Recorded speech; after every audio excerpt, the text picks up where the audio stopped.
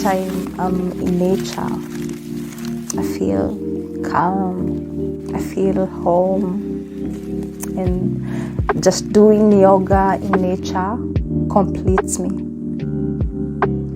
Yoga is a way to connect to nature. Yoga is just an imitation of nature, an imitation of tree, an imitation of mountain through the element water that flows through the river, through the waterfall, through the dams, and in between and also to the center of the earth we find water.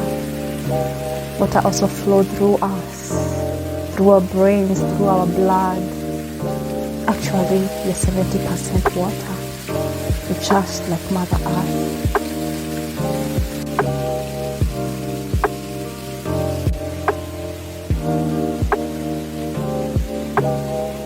This is Mwihaki, magical Mwihaki, a lover of Mother Nature and an explorer of inner world and outer worlds.